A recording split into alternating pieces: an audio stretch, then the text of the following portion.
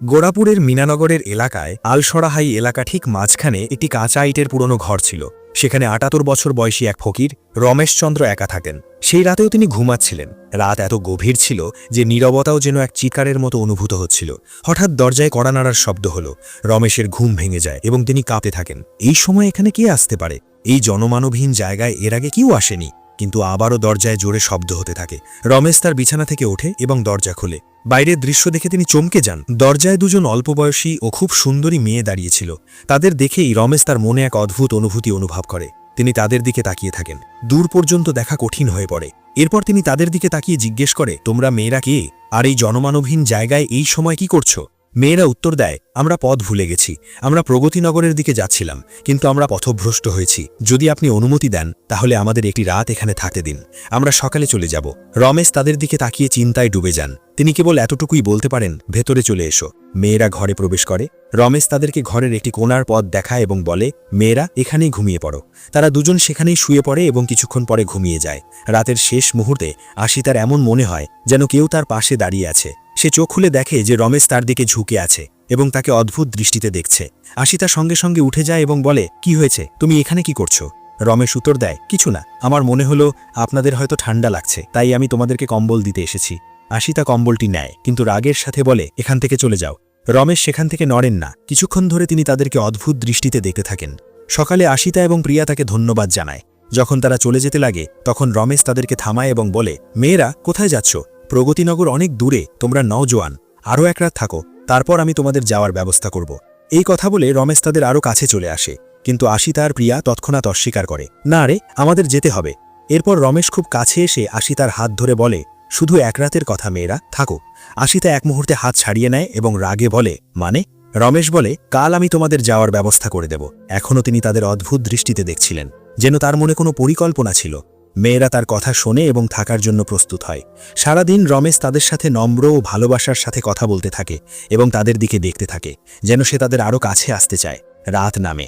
দুই মেয়ে তাদের বিছানায় গিয়ে শুয়ে পড়ে এবং রমেশও তার বিছানায় শুয়ে পড়েন।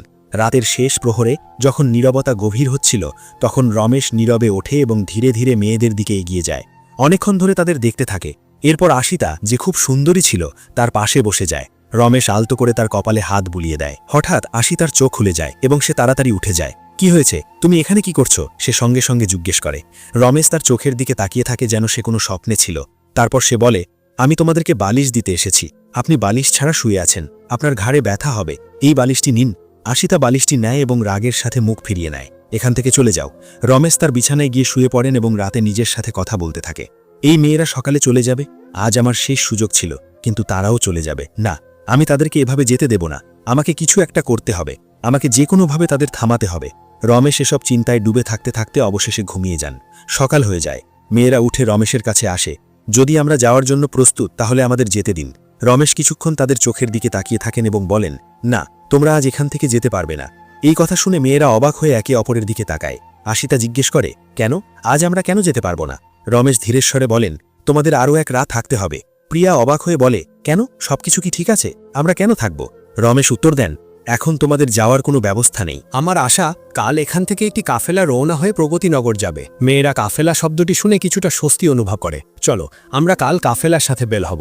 আমাদেরকে আরও এক রাত থাকতে দিন। তারা একে অপরের দিকে তাকিয়ে বলে। রমেশ খুব খুশি হন। আমাদের কাছে আরও একটি রাত আছে, তিনি নিজের মনে বলেন। সারাদিন রমেশ চুপচাপ দূরে বসে তাদের দিকে দেখে থাকেন। তার চোখ আরও গভীর হয়ে গিয়েছিল, যেন তার মধ্যে নীরব আকাঙ্ক্ষা বেড়ে উঠছিল। রাত নামতে শুরু করে। আশিতা এবং প্রিয়া তাদের বিছানায় গিয়ে শুয়ে পড়ে এবং রমেশও তার বিছানায়, কিন্তু তার মন অস্থির ছিল। তার দৃষ্টি ছাদের দিকে নয়, বরং ঘরের কোণার দিকে ছিল, যেখানে মেয়েরা ঘুমাচ্ছিল। তার নিঃশ্বাস জোরে জোরে চলছিল এবং হৃদয়ে এক অদ্ভুত উত্তেজনা জাগছিল। ধীরে ধীরে তিনি বিছানা থেকে ওঠেন এবং নীরবে তাদের দিকে দেখতে থাকেন। অনেকক্ষণ ধরে তিনি তাদের উপর থেকে নিচ পর্যন্ত দেখতে থাকেন। তারপর আশিতার পাশে বসে যান এবং ধীরে করে তার চুল সহলাতে থাকেন। হঠাৎ আশিতা সামান্য নড়ে ওঠে। রমেশ ভাবেন হয়তো সে জেগে যাবে, তাই তিনি ভয় পেয়ে সেখান থেকে চলে যান। এরপর তিনি প্রিয়ার কাছে যান এবং তার হাত নিজের হাতে নেন। অনেকক্ষণ ধরে তার মুখের দিকে দেখতে থাকেন। তার চোখে এখন শুধু আকাঙ্ক্ষা নয়, বরং পুরনো তৃষ্ণাও নেমে এসেছিল। হঠাৎ প্রিয়ার চোখ খুলে যায় এবং সে চিৎকার করে ওঠে, কিন্তু রমেশ দ্রুত তার মুখে হাত চাপা দেন যাতে আওয়াজ বের হতে না পারে। তারপর তিনি তার বিছানায় চলে যান এবং শুয়ে পড়েন যেন কিছুই ঘটেনি। প্রিয়া সারা রাত এই চিন্তায় ডুবে থাকে। এই রমেশ আমার কাছে কেন এসেছিল? সে কি করার চেষ্টা করছিল? তার উদ্দেশ্য ঠিক মনে হচ্ছে না। সকাল হয়ে যায়। মেয়েরা উঠে রমেশের কাছে আসে। কাফেলা কি এসে গেছে? এবার আমাদের অনুমতি দিন। রমেশ কিছুক্ষণ তাদের চোখের দিকে তাকিয়ে থাকেন। তারপর বলেন, কাফেলা এখনো পৌঁছায়নি। মেয়েরা চমকে যায়। আপনি বলেছিলেন আজ কাফেলা আসবে? রমেশ ক্লান্ত স্বরে বলেন, হ্যাঁ, আসার কথা ছিল। হয়তো সন্ধ্যা পর্যন্ত এসে যাবে। মেয়েরা একে অপরের দিকে দেখতে দেখতে বলে, ঠিক আছে, আমরা সন্ধ্যা পর্যন্ত অপেক্ষা করব। রমেশ শুধু মাথা নাড়েন এবং কিছু বলেন না। এখন তিনি উঠানে বসেছিলেন এবং দূর থেকে মেয়েদেরকে অদ্ভুত দৃষ্টিতে দেখছিলেন। এক মেয়ে অন্যজনকে বলে, এর চুক আমার ঠিক মনে হচ্ছে না। প্রিয়া মাথা নেলে বলে, হ্যাঁ, তুমি ঠিক বলছো, আমাদের এখান থেকে তাড়াতাড়ি চলে যাওয়া উচিত। আশিতা বলে, আমরা নওজোয়ান এবং আমরা জানি না তার মনে কি চলছে। প্রিয়া বলে, হ্যাঁ, সে রাতে আমার কাছে এসেছিল এবং আমাকে স্পর্শ করার চেষ্টা করছিল। আশিতা মাথা নেড়ে বলে, সে আমার সাথেও একই কাজ করেছিল। আজ রাতে কোনো অবস্থাতেই থাকা উচিত নয়। সন্ধ্যাবেলা কাফেলা আসুক বা না আসুক, আমাদের যেতে হবে। দুজন মেয়েই ভয় পেয়েছিল। রমেশ তখনও দূর থেকে তাদের দেখতে থাকছিলেন, যেন কোনো শিকারী তার শিকারের ওপর নজর রাখছে। সন্ধ্যা হয়ে যায়। মেয়েরা নিজেরা তার কাছে আসার আগেই রমেশ নিজেই কাছে চলে আসেন। দেখো, তিনি বলেন, আমার মনে হয় সকাল পর্যন্ত কাফেলা এসে যাবে। আমি ভাবলাম তোমাদেরকে আগে জানিয়ে দেওয়া উচিত। তাদের অনেক মালপত্র আছে। চলো ধীরে ধীরে চলি এবং আজকের রাতটা বিশ্রাম করি। রমেশ বলেন। মেয়েরা ঘাবড়ে যায়। একজন তাড়াতাড়ি বলে, আমরা আর থাকতে পারবো না। কাফেলা আসুক বা না আসুক, আমরা এখন যাচ্ছি, আমাদের থামিও না। অন্য মেয়েটি বলে। রমেশ কাছে আসেন। জলদিই রাত হতে চলেছে। তোমরা নওজোয়ান, এই জনমানবহীন জায়গায় কোথায় যাবে? এখানে বন্য পশুরাও ঘরে। যদি তোমাদের আঘাত লাগে তো কি হবে? তার কণ্ঠস্বর চিন্তিত তবে গম্ভীর ছিল।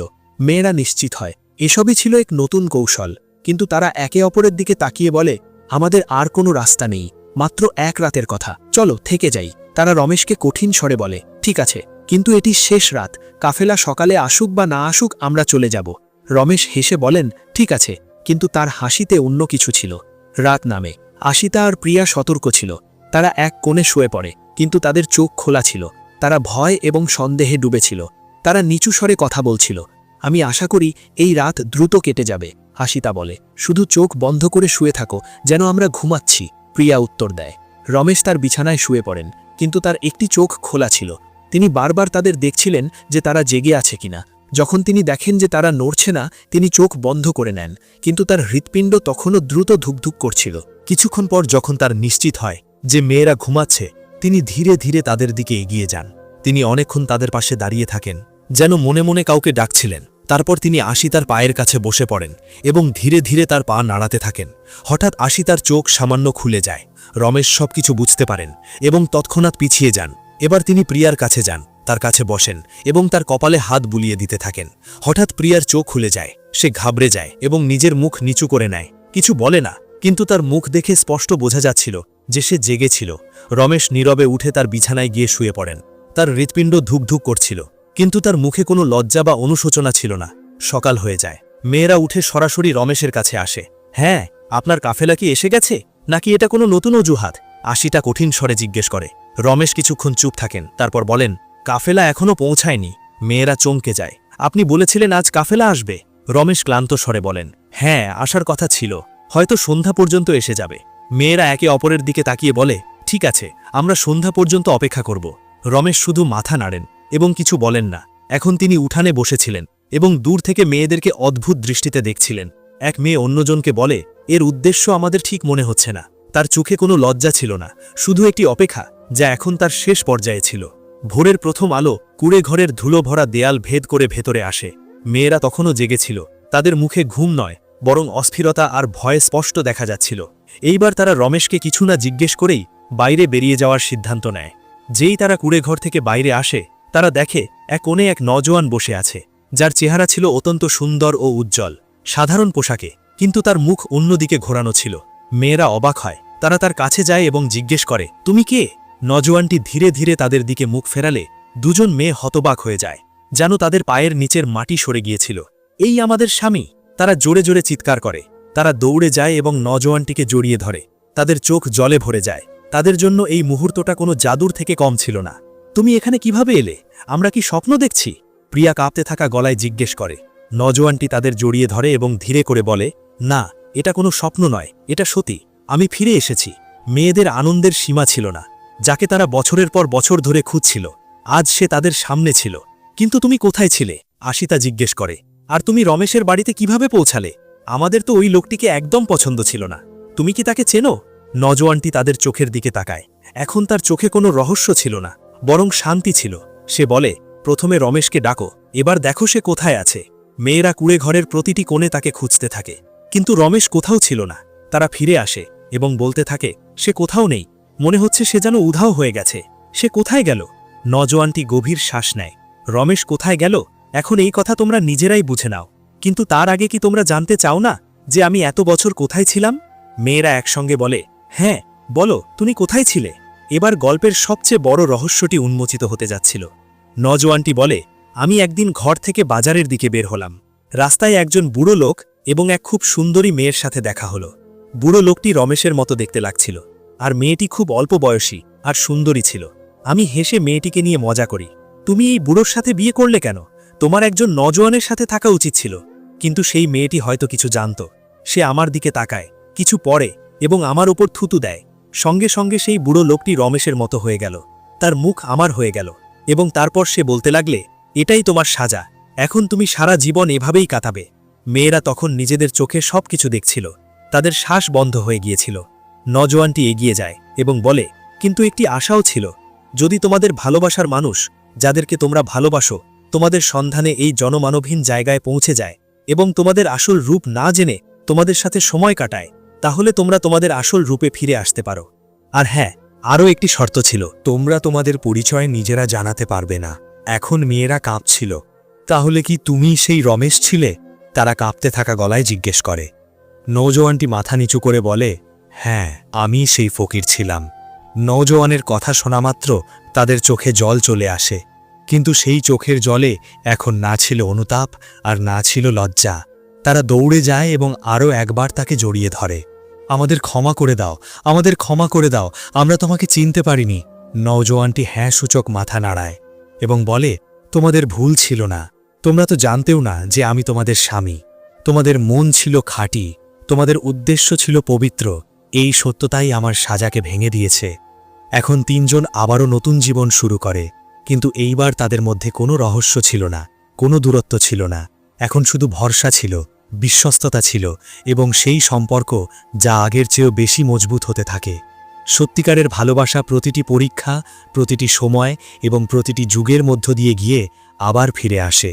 আর যদি ধৈর্য, বিশ্বস্ততা আর আন্তরিকতা থাকে, তবে সেটাই ভালোবাসার নামে পরিণত হয়। মানুষের আসল পরিচয় তার মনের সত্যতা এবং পবিত্রতা থেকে হয়, তার বাইরের চেহারা থেকে নয়।